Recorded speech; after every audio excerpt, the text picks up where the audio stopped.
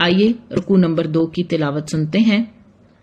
وَلِكُلٍّ وِجْهَةٌ هُوَ مُوَلِّيهَا فَاسْتَبِقُوا الْخَيْرَاتِ أَيْنَمَا تَكُونُوا يَأْتِ بِكُمُ اللَّهُ جَمِيعًا إِنَّ اللَّهَ عَلَى كُلِّ شَيْءٍ قَدِيرٌ وَمِنْ حَيْثُ خَرَجْتَ فَوَلِّ وَجْهَكَ شَطْرَ الْمَسْجِدِ الْحَرَامِ وَإِنَّهُ لَلْحَقُّ مِنْ رَبِّكَ وَمَا اللَّهُ بِغَافِلٍ عَمَّا تَعْمَلُونَ۔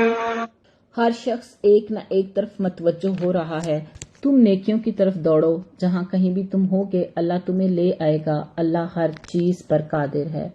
تو اللہ تعالیٰ یہاں پہ بتا رہے ہیں کہ ہر شخص ایک نہ ایک طرف متوجہ ہو رہا ہے، یعنی ہر مذہب والے نے اپنا ایک پسندیدہ قبلہ بنا رکھا ہے اور ہر ایک کا اپنا ایک منہج ہے، ایک طریقہ ہے، تو ہر شخص ایک نہ ایک طرف متوجہ ہو رہا ہے، تم نیکیوں کی طرف دوڑو، یعنی آپ نے جس چیز میں سبقت کرنی ہے وہ نیکیاں ہیں، جہاں کہیں بھی تم ہوگے اللہ تعالیٰ تمہیں لے آئے گا، یعنی اللہ تعالیٰ سب کو اکٹھا کر کے لے آئے گا، اللہ کے پاس ہی سب کو حاضر ہونا ہے اور اللہ اس چیز پر قادر ہے، اللہ تعالیٰ ہر چیز پر قدرت رکھتا ہے۔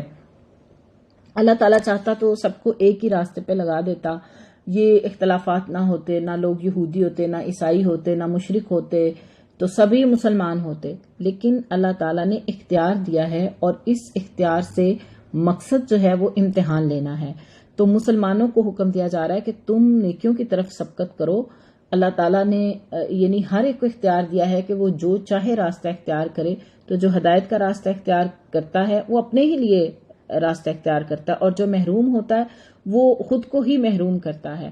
تو کرنے والا کام یہ ہے کہ اپنے آپ کو نیکی اور بھلائی کے راستے پر گامزن رکھو، نیکی اور بھلائی کے کاموں میں دوڑ دھوپ کرو، تم جہاں بھی ہوگے اللہ تعالیٰ تمہیں لے آئے گا، اور اللہ تعالیٰ کیوں سب کو لے کے آئے گا؟ تاکہ ہر ایک کو اس کے کیے کا بدلہ دے۔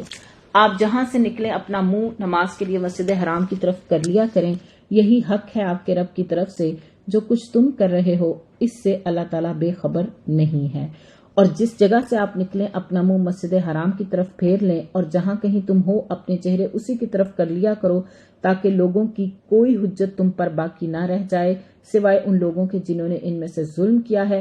تم ان سے نہ ڈرو، مجھ ہی سے ڈرو، اور تاکہ میں اپنی نعمت تم پر پوری کروں، اور اس لیے بھی کہ تم راہ راست پا جاؤ۔ تو تحویل قبلہ کی بات ہو رہی ہے، اور مسلمانوں کو، نبی صلی اللہ علیہ وسلم کو اور مسلمانوں کو یہ حکم دیا جا رہا ہے کہ آپ اب جہاں کہیں بھی ہوں گے آپ کا رخ جو ہے وہ مسجد حرام کی طرف ہی ہوگا، اور یہ حکم 3 بار دہرایا گیا ہے تاکہ اس کی اہمیت واضح ہو جائے، اور اس لیے کہ تاکہ لوگوں کے اندر جو بھی شکوک و شبہات ہیں، ذہنی خلجان ہیں، وہ دور ہو جائیں، اس لیے اس حکم کو بار بار دہرا کے دلوں میں راسخ کیا گیا ہے۔ اور یہ بھی کہا گیا کہ تم اب جہاں کہیں بھی ہوگے تمہارا رخ مسجد حرام کی طرف ہوگا، اب عبادت کے لیے تمہارا قبلہ متعین ہو گیا، تاکہ باقی لوگوں کو تم پر کوئی اعتراض کرنے کا جو ہے وہ عذر نہ ملے، کوئی حجت تم پر باقی نہ رہ جائے، یعنی اہل کتاب یہ نہ کہیں کہ کبھی یہ اس طرف رخ کر کے نماز پڑھتے ہیں، کبھی یہ اس طرف رخ کر کے نماز پڑھتے ہیں، ہماری کتابوں میں تو ان کا قبلہ خانہ کعبہ ہے اور نماز یہ بیت المقدس کی طرف پڑھتے ہیں۔ تو اللہ تعالیٰ نے یہ حجت بھی تمام کر دی، کوئی حجت باقی نہیں چھوڑی، مسلمانوں کا قبلہ بیت الحرام ہو گیا۔ اللہ تعالیٰ کہتے ہیں سوائے ان لوگوں کے جنہوں نے ان میں سے ظلم کیا ہے، یعنی جو ظالم ہیں، جو اناد رکھتے ہیں، جو یہ جانتے ہیں کہ یہ نبی برحق ہے، اس کا قبلہ برحق ہے، اس کے باوجود وہ انکار کرتے ہیں، تو یہ ظالم لوگ ہیں۔ تم ان سے نہ ڈرو، یعنی تم ان ظالموں سے نہ ڈرو، ان کی باتوں کی کوئی پرواہ نہ کرو، ان مشرکوں کی باتوں کی کوئی پرواہ نہ کرو، کیونکہ انہوں نے کہا تھا محمد نے ہمارا قبلہ اختیار کر لیا ہے، اب ہمارا دین بھی اختیار کر لے گا۔ یعنی مشرکین مکہ نے تو قبلہ ظاہر ہے مسجد حرام کو بنایا ہوا تھا، تو وہ کہتے تھے یہ ہمارے قبلے کی طرف آ گیا ہے نا، بیت المقدس کو چھوڑ کے، اب اپنا دین چھوڑ کے ہمارے دین پر بھی آئے گا۔ تو اللہ تعالیٰ نے کہا کہ تحویل قبلہ کے موقع پہ جو بھی باتیں ہوئیں، جو بھی اعتراضات ہوئے مشرکین کی طرف سے، منافقین کی طرف سے، یہودیوں کی طرف سے، تو اللہ تعالیٰ فرما رہے ہیں کہ تم ان سے نہ ڈرو، فلا تخشوہم، تم ان سے نہ ڈرو، وخشونی، مجھ سے ڈرو۔ تو جب بھی کوئی تبدیلی آتی ہے نا، جب بھی کوئی تبدیلی آتی ہے تو لوگوں کے لیے اس کو ایکسیپٹ کرنا مشکل ہوتا ہے، اور اللہ کے حکم کے مطابق جب تبدیلی آ رہی ہو، بعض اوقات آپ دیکھیں کہ ہمارے ہاں جو ٹرینڈز چل رہے ہوتے ہیں، جو رسوم و رواج ہو رہے ہوتے ہیں، ان سے ہٹ کے اگر کوئی دین پر چلتے ہوئے اپنے معاملات انجام دے تو وہ لوگوں کو بڑا عجیب لگتا ہے. بعض لوگوں کو وہ چیز جو ہے نا وہ قبول بھی نہیں ہو رہی ہوتی. کچھ لوگ تو بس حیرت میں مبتلا ہوتے ہیں اور کچھ لوگ اٹھ کے اعتراضات بھی شروع کر دیتے ہیں. تو سوشل پریشر کی وجہ سے، ایک معاشرتی پریشر کی وجہ سے لوگ خوف زدہ ہو جاتے ہیں کہ اگر ہم اللہ کے دین پہ آ گئے اور ہم نے اللہ کا حکم مان لیا تو لوگ کیا کہیں گے. مثال کے طور پر اگر کسی شخص کی داڑھی نہیں ہے تو اس کو لگتا ہے، یہ ایک ظاہری سی بات ہے، اس کے علاوہ بھی دین کے بہت سے احکامات ہیں. میں ایک چھوٹی سی مثال دے رہی ہوں کہ سنت نبوی کو پوری کرنے کے لیے لوگوں کے ذہنوں میں یہ آ جاتا ہے، بعض کو اللہ تعالیٰ توفیق دے دیتا ہے، جلدی شرح صدر ہو جاتی ہے، لیکن بعض یہ سوچتے ہیں کہ لوگ کیا کہیں گے. ایک لڑکی جو حجاب نہیں کرتی، وہ جب حجاب لینا شروع کرتی ہے تو اس کے اندر بھی یہ ایک خوف ہوتا ہے کہ لوگ مجھے کیا کہیں گے، لوگ میرا مذاق اڑائیں گے، یا میں اب فنکشنز کیسے اٹینڈ کروں گی. تو بہت سارے احکامات، یہ میں اپنے معاشرے کی مثال سے بات سمجھانے کی کوشش کر رہی ہوں کہ بہت سارے احکامات ایسے ہوتے ہیں کہ جن پر عمل کرتے ہوئے انسان کے اندر ایک احساس کمتری آنا شروع ہو جاتی ہے لوگوں کے خوف کی وجہ سے کہ میرا سوشل سٹیٹس کم ہو جائے گا، لوگ کیا کہیں گے. تو اللہ تعالیٰ فرما رہے ہیں کہ اللہ کے حکم کو فالو کرنے کے لیے تمہیں کسی کا خوف لاحق نہیں ہونا چاہیے.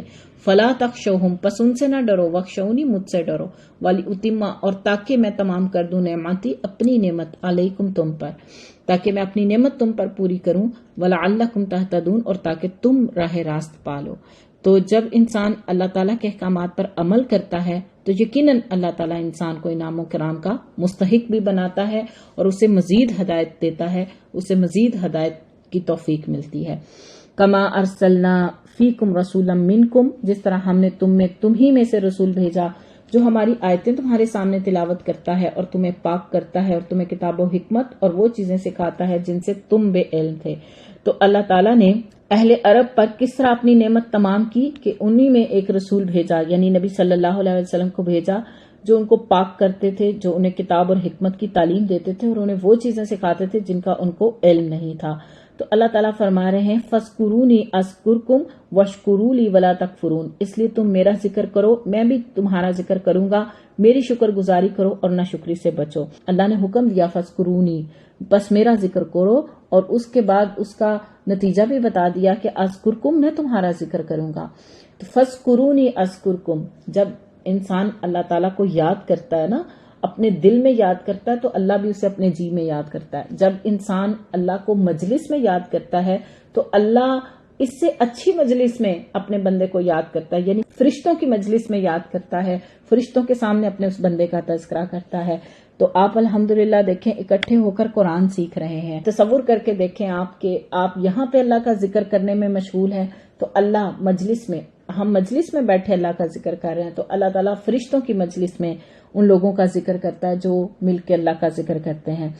تو اسی طرح اللہ تعالیٰ کو جب انسان تنہائی میں یاد کرتا ہے، اکیلے میں یاد کرتا ہے، دل میں یاد کرتا ہے تو اللہ تعالیٰ اسے اپنے دل میں یاد کرتا ہے. پھر فرمایا وَاشْكُرُوا لِي وَلَا تَكْفُرُونَ، میرا شکر ادا کرو اور نہ شکری سے بچو. تو جو کچھ اللہ تعالیٰ نے عطا کیا ہے اس پر اللہ تعالیٰ کا شکر گزار ہونا. شکر کا مطلب کیا ہوتا ہے؟ شکر کا مطلب یہ ہے کہ اللہ تعالیٰ کی دی ہوئی قوتوں کو، توانائیوں کو اللہ تعالیٰ کی فرما برداری میں لگا دینا. اللہ نے جو صلاحیتیں دی ہیں، جو انسان کو وسائل دیے ہیں، مال دیا ہے، انسان کو کوئی ایسی صلاحیت دی ہے کہ جس کے ذریعے وہ دین کو سرو کر سکے، تو جو کچھ اللہ تعالیٰ نے عطا کیا ہے ان وسائل کو اللہ تعالیٰ کی فرما برداری میں لگا دینا، یہ شکر گزاری ہے. اور ناشکری کیا ہے، کفران نعمت کیا ہے کہ انسان اللہ تعالیٰ کی نعمتیں پانے کے باوجود بھی نافرمانیاں کرتا چلا جائے اور شکوے شکایتیں کرتا چلا جائے. وہ انسان کبھی بھی شکر گزار نہیں ہو سکتا جو ہمیشہ اس چیز پر فوکس کرتا ہے کہ مجھے کیا نہیں ملا. لوگوں کا اللہ کے ساتھ بھی یہ رویہ ہوتا ہے اور آپس میں بھی یہ رویہ ہوتا ہے کہ لوگ دوسروں سے ہر وقت شکوہ کنا ہوتے ہیں، اس نے میرے ساتھ ایسے نہیں کیا، اس نے میرے ساتھ ایسے نہیں کیا. تو جب انسان وہی دیکھتا رہتا ہے جو اس کو نہیں ملا تو وہ کبھی بھی شکر گزار نہیں ہو پاتا، انسانوں کا بھی شکر گزار نہیں ہو پاتا. تو جو انسانوں کا شکر گزار نہیں ہو پاتا، اللہ کا بھی شکر گزار نہیں ہو پاتا. اللہ کی طرف سے اتنی نعمتیں مل رہی ہوتی ہیں لیکن اس کا دل جو ہے نا وہ کبھی خوشی سے نہیں بھرتا کبھی اللہ تعالیٰ جو انسان شکر گزار ہوتا ہے نا اس کا دل بڑا مطمئن رہتا ہے, بڑا سکون میں رہتا ہے, پرسکون رہتا ہے. تو انسان یہی دیکھتا رہتا ہے کہ مجھے اللہ تعالیٰ نے کیا نہیں دیا. تو جب انسان یہ دیکھتا ہے کہ کیا نہیں دیا تو وہ ساری چیزیں بھول جاتا ہے جو کچھ اسے اللہ تعالیٰ کی طرف سے ملی ہوتی ہیں. جو اللہ تعالیٰ کے احسانات پر شکر کرے اسے مزید احسانات کی خوشخبری ہے, اور جو اللہ تعالیٰ کی نعمتیں پا کر نہ شکری کرے تو اس کے لیے عذاب کی وعید ہے. اللہ تعالیٰ سورہ ابراہیم کی آیت نمبر 7 میں فرماتے ہیں لَإِن شَكَرْتُمْ لَأَزِيدَنَّكُمْ وَلَإِن كَفَرْتُمْ إِنَّ عَذَابِي لَشَدِيدٌ. البتہ اگر تم شکر ادا کرو گے تو ہم تمہیں اور زیادہ عطا کریں گے, اور اگر تم نہ شکری کرو گے تو بے شک میرا عذاب بڑا سخت ہے. یہ تھا رکوع نمبر 2. رکوع نمبر 3 ہے, تلاوت دیکھتے ہیں. يا أيها الذين آمنوا استعينوا بالصبر والصلاة إن الله مع الصابرين ولا تقولوا لمن يقتل في سبيل الله أموات بل أحياء ولكن لا تشعرون ولنبلونكم بشيء من الخوف والجوع ونقص من الأموال والأنفس والثمرات وبشر الصابرين الذين إذا أصابتهم مصيبة قالوا إنا لله وإنا إليه راجعون أولئك عليهم صلوات من ربهم ورحمة وأولئك هم المهتدون. اے ایمان والو, صبر اور نماز کے ذریعے مدد چاہو, اللہ تعالیٰ صبر والوں کا ساتھ دیتا ہے. یہ پہلے پارے میں بھی ہم دیکھ کے آئے ہیں کہ اللہ تعالیٰ نے کہا کہ صبر اور نماز کے ساتھ مدد چاہو. تو اللہ کی مدد کس کو آتی ہے؟ نماز کے ذریعے اللہ سے مدد مانگے اور صبر کے ذریعے. یعنی انسان کی دو ہی حالتیں ہوتی ہیں, یا وہ بڑا پرسکون ہوتا ہے, نعمت میں ہوتا ہے, یا تکلیف یا پریشانی میں ہوتا ہے. اور مومن کا معاملہ بڑا عجیب ہوتا ہے کہ جب اسے خوشی پہنچتی ہے اللہ کا شکر ادا کرتا ہے اور اجر پاتا ہے, اور جب اسے تکلیف پہنچتی ہے صبر کرتا ہے اجر پاتا ہے. اس کے لیے تو دونوں حالتیں ہی خیر والی ہیں. تو انسان کو چاہیے کہ وہ صبر کرے, جب اس کا کوئی نقصان ہو جائے اس پر صبر کرے, اور گناہوں کے ترک کرنے کے لیے بھی صبر کرنا پڑتا ہے, کیونکہ بعض اوقات ایسا ہوتا ہے کہ انسان کا گناہ کرنے پر دل کر رہا ہوتا ہے اور گناہ کی طرف آمادہ ہوتا ہے انسان, لیکن صبر کرتا ہے, اپنے آپ کو روک لیتا ہے, سیلف کنٹرول کرتا ہے. تو یہ چیز انسان کے اندر ایک قوت پیدا کرتی ہے, ایک روشنی پیدا کرتی ہے. تو لذت کے قربان کرنے پر صبر, اور خود کو جو عارضی فائدوں کے نقصان پر صبر, اور خود کو جو ہے وہ اللہ کی اطاعت پہ باندھ کے رکھنا. مثال کے طور پہ نماز کا وقت ہے, فجر کی نماز کا, کچھ لوگوں کے لیے فجر کے ٹائم اٹھنا انتہائی مشقت والا معاملہ ہوتا ہے. تو اس وقت جو ہے وہ اٹھنا اور اپنی نیند کو توڑ کے, اور خاص طور پہ سردی کے موسم میں اپنے گرم بستر سے اٹھنا, تو یہ بھی صبر ہے. ٹھیک ہے, اپنے آپ کو جو ہے اپنی خواہش کو توڑ کے انسان اللہ کی اطاعت کے لیے اٹھ کھڑا ہوتا ہے, تو یہ بھی صبر ہے, یہ بھی سیلف کنٹرول ہے. تو صبر 3 طرح کا ہوتا ہے. نقصان پر صبر ہوتا ہے, لوگوں کی طرف سے ملنے والی تکلیف پر صبر ہوتا ہے, اور اللہ معاصی سے رکنا اور اطاعت کے کاموں پر جم جانا, یہ بھی صبر ہے. ٹھیک ہے, تو اللہ تعالیٰ کہتے ہیں صبر اور نماز کے ذریعے اللہ کی مدد چاہو. تو جو لوگ صبر کرتے ہیں اور مشکل موقع پہ اللہ کے آگے کھڑے ہو جاتے ہیں, نماز پڑھتے ہیں, تو اللہ تعالیٰ ایسے لوگوں کی مدد کرتا ہے. اللہ تعالیٰ صبر کرنے والوں کا ساتھ دیتا ہے. اور اللہ کی راہ کے شہیدوں کو مردہ مت کہو, وہ زندہ ہیں لیکن تم سمجھتے نہیں ہو. یعنی شہداء کو مردہ کہنے سے منع کیا گیا ہے, اور یہ ان کی عزت اور ان کی تکریم کے لیے ہے. یہ برزخ کی زندگی ہے, یعنی ظاہر ہے قیامت کے بعد سب اٹھائے جائیں گے. اب اس سے پہلے تو سب کی برزخ کی زندگی ہے نا, جب انسان کو موت آتی ہے اس کے بعد وہ عالم برزخ میں ہے, یعنی قبر میں ہے. اور شہید کی جو عالم برزخ کی زندگی ہے اسے ہم سمجھنے سے قاصر ہیں. اللہ تعالیٰ نے فرمایا کہ وہ زندہ ہیں لیکن تمہیں ان کی زندگی کا شعور نہیں ہے, اور ہم کسی نہ کسی طرح تمہاری آزمائش ضرور کریں گے.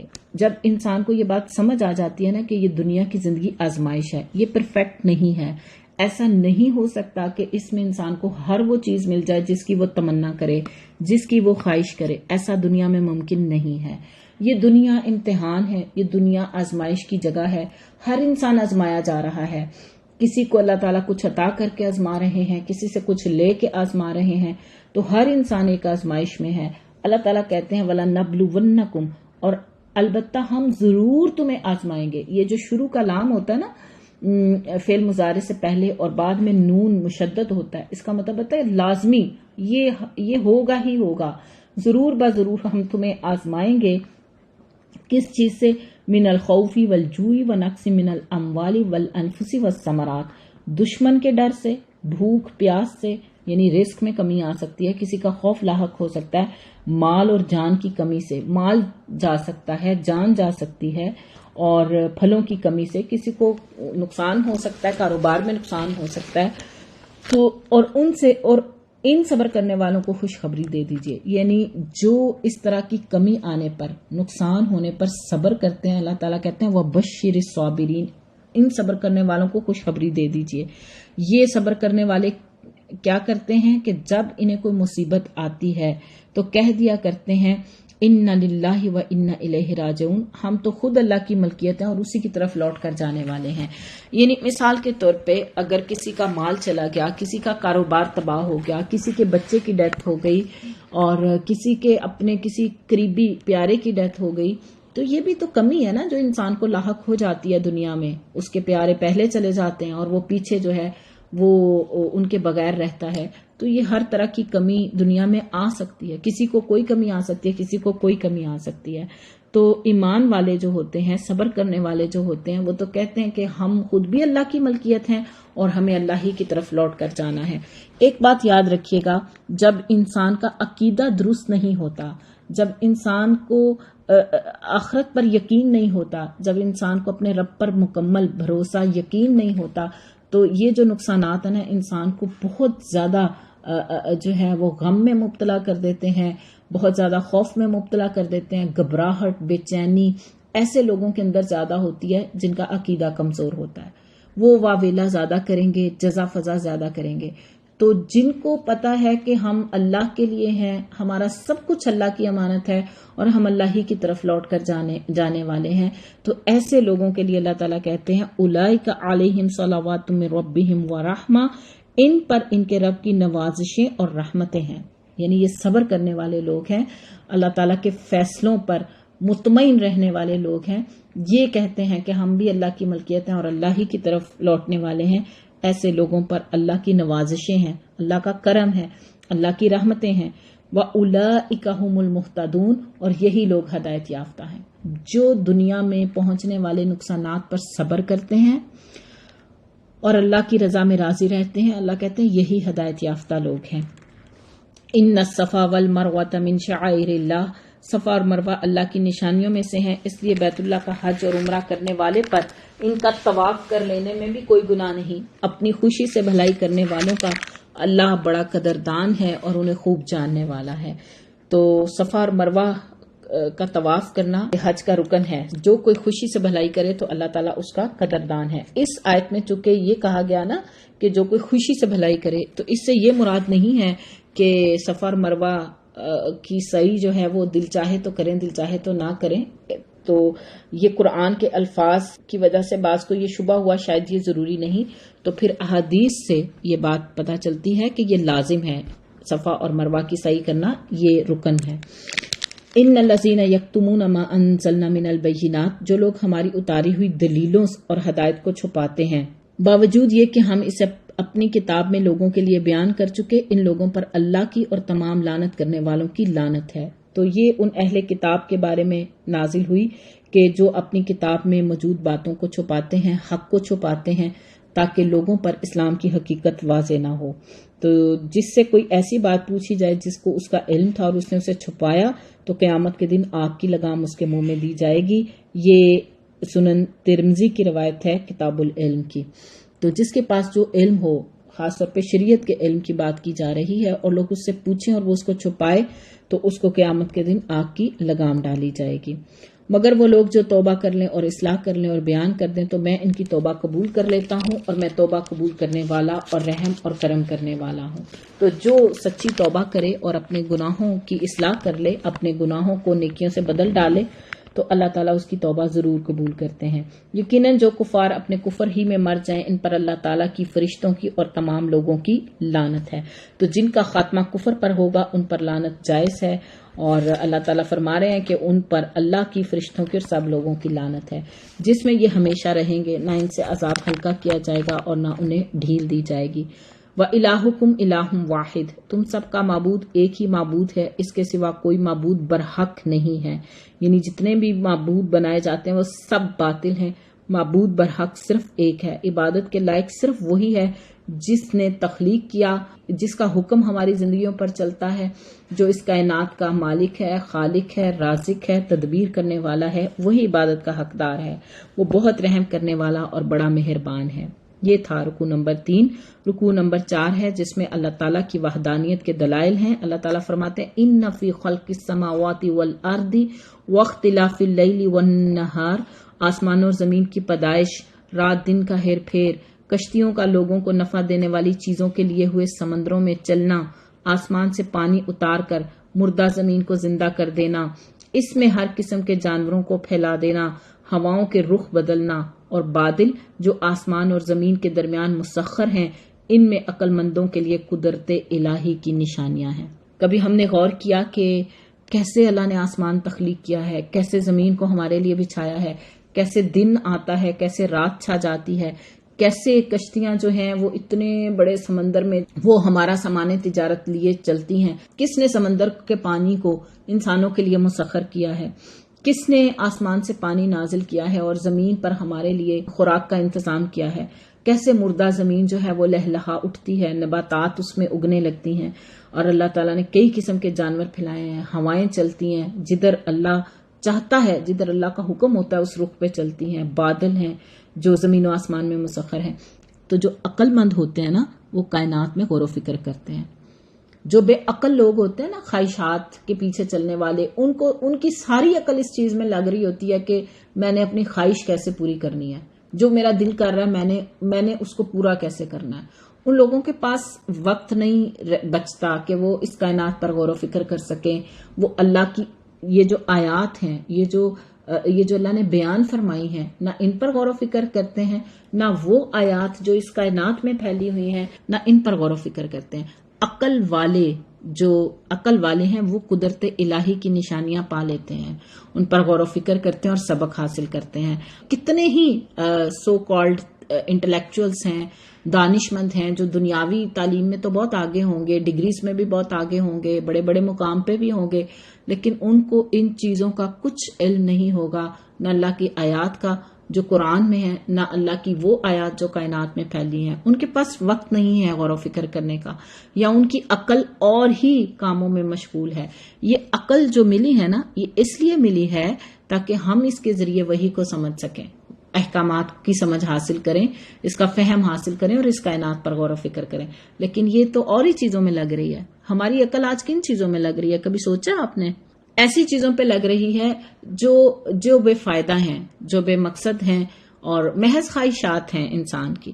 اس کے بعد اللہ تعالیٰ فرماتے ہیں بعض لوگ ایسے بھی ہیں جو اللہ کے شریک اوروں کو ٹھہرا کر ان سے ایسی محبت رکھتے ہیں جیسی محبت اللہ سے ہونی چاہیے، اور ایمان والے اللہ کی محبت میں بہت سخت ہوتے ہیں۔ وَالَّذِينَ آمَنُوا أَشَدُّ حُبًّا لِلَّهِ، جو لوگ ایمان والے ہیں وہ اللہ کی محبت میں بہت سخت ہوتے ہیں۔ کاش کے مشرک لوگ جانتے، جبکہ اللہ کے عذاب کو دیکھ کر یہ جان لیں گے کہ تمام طاقت اللہ ہی کو ہے اور اللہ سخت عذاب دینے والا ہے، تو یہ ہرگز شرک نہ کرتے۔ تو یہاں پہ واضح کیا گیا ہے کہ یہ جو اہل شرک ہیں یہ اپنے بتوں سے، اپنے شرکا سے ایسی محبت رکھتے ہیں جیسی محبت اللہ سے رکھنی چاہیے۔ تو جو ایمان والے ہیں اللہ سے محبت میں بہت شدید ہوتے ہیں۔ کچھ محبتیں تو فطری ہوتی ہیں نا، جیسے والدین کی محبت ہے، اولاد کی محبت ہے، اپنے رشتوں کی محبت ہے، یہ تو فطری محبت ہوتی ہے۔